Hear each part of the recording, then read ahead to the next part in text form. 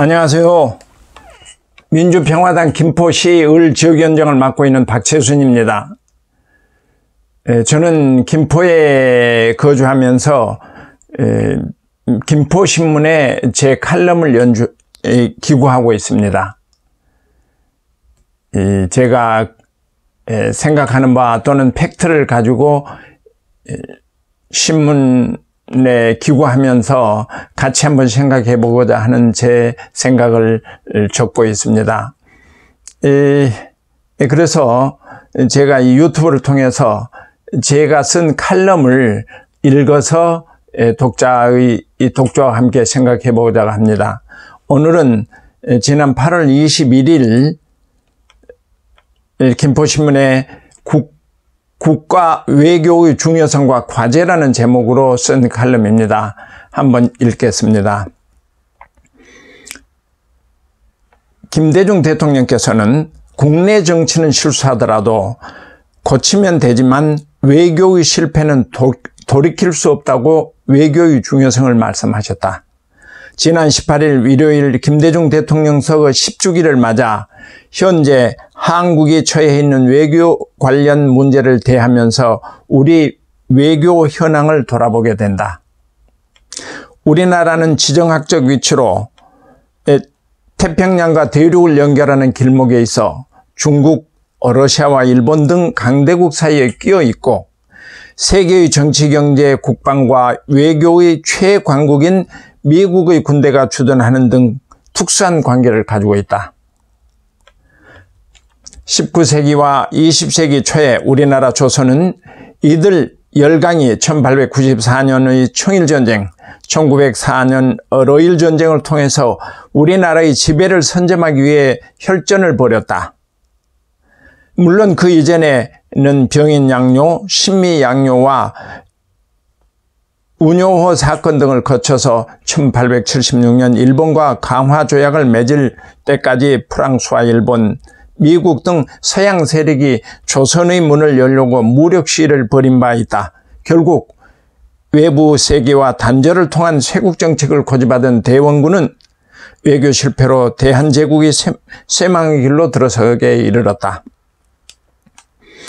해방 이후에도 우리 외교가 어렵고 중요하지 않은 적이 없었다. 특히 6.25를 거치고 휴전협정을 체결한 이후에는 남북의 대립과 갈등이 국가 발전에 커다란 장애가 되었다. 작은 국토에서 작은 국토에서 사상과 이념이 첨예하게 대립되어 수많은 국민이 피해를 당하고 한을 품고 생활하고 있는 것이다. 최근에 와서 문재인 정부가 마주한 4대 강국과 74년 동안 극한 대립을 벌이고 있는 북한 문제가 현실적으로 큰 위협으로 다가왔고 우리 외교의 시험대에 놓여 있다. 지난 7월 23일에는 중국 H-6 폭격기와 러시아 Tu-95 폭격기 등 군용기들이 우리 영토와 영공을 방어하기 위한 구역으로 국가안보 목적상 설정한 한국 방공식별구역 카디스라고 하는 지역에 무단 침범하는 사건이 있었습니다. 더 큰 문제는 지난 7월 4일 일본 정부가 우리나라에 반도체, 스마트폰과 디스플레이를 사용하는 핵심 소재 세계 품목 수출을 규제한 데 이어 8월 2일에는 수출 절차 간소화 대상인 안보상 신뢰 국가인 백색 국가 화이트리스트에서 한국을 제외했다. 일본의 백색 국가 제외는 한국 대법원이 일본 기업들에게 강제징용 희생자들에게 비상 책임이 있다고 판결한 후 그 보복으로 취해진 조치며 경제 전쟁과 같은 것이다. 이에 한국 국민은 일본 제품에 대한 불매운동과 일본 여행을 삼가는 등 반일 운동을 전개하고 있다. 여기에 한국과 일본이 2016년 11월 23일 체결한 군사정보보호협정 지소미아 문제가 대두된다. 지소미아는 체결 후 1년씩 연장하는데 이달 8월 24일에 재연장을 해야 한다. 일본 정부는 자동 연장을 바라지만 한국 정부 가제가 재연장 문제를 놓고 검토 중이다. 이 문제에 대해서는 8월 21일 때는 이랬었지만 그 후에 한국 정부가 지소미아를 연장하지 않기로 결정했죠. 문재인 정부가. 이러한 시기에 한국 정부는 미국 정부의 일본과의 외교적 마찰의 중재에 기대를 했으나 미국 트럼프 정부는 일본 측에 경도된 듯하며 오히려 우리나라의 한미 방위비 분담금이 지나친 증가를 요구하고 있다. 이렇게 4대 강들이 자국의 이익만을 우선하는 국제 환경 속에서 북한까지 최근에만 해도 7월 25일부터 8월 16일까지 6번에 걸쳐 12발의 단거리 발사체를 쏘아 도발을 하고 있다. 그 후로 중국은 2발을 더 쏘았죠. 그들은 20일까지 열흘 동안 계속된 한미 연합지휘소 훈련과 최근 국방부가 발표한 군비 증강 계획을 문제 삼는 것 같다. 그러나 문재인 대통령은 74회 광복절 경축사에서 남북한 상생 방안인 평화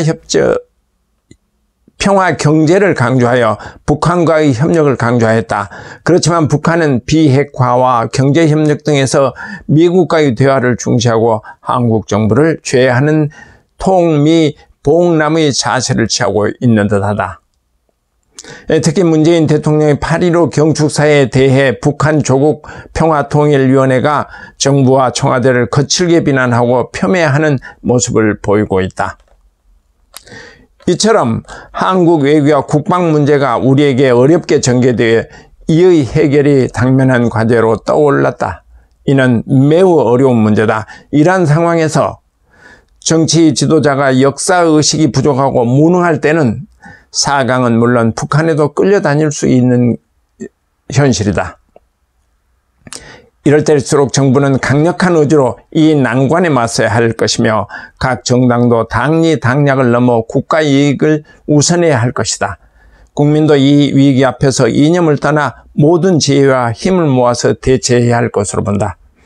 이 기고가 8월 21일이었는데 그 이후에 문재인 대통령이 아까도 말씀드린 바와 마찬가지로 지소미아 재연장을 안 했습니다. 그 후 북한은 미국과 북한이 상당한 긴장 관계를 이루다가 최근에 와서 미국과 북한이 우호적인 제스처를 쳐서 트럼프는 어제 금년 안에 어떤 시기에 김정은 위원장을 만나겠다 이렇게 이야기를 하고 있습니다.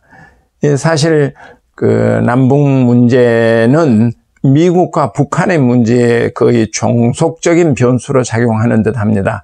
우리가 가장 중요한 게 북한과 남한의 문제가 우리의 문제임에도 불구하고 4대 강국에 둘러싸인 우리로서는 우리 자주적인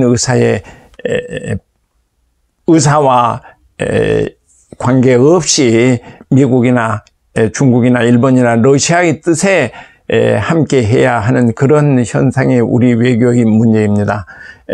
비록 어려운 위치에 있지만 우리 대한민국은 오랫동안 정체성을 유지하고 국가를 보위해 가면서 우리 국민이 단일 민족 국가로서 그 위치를 든든히 하고 있습니다.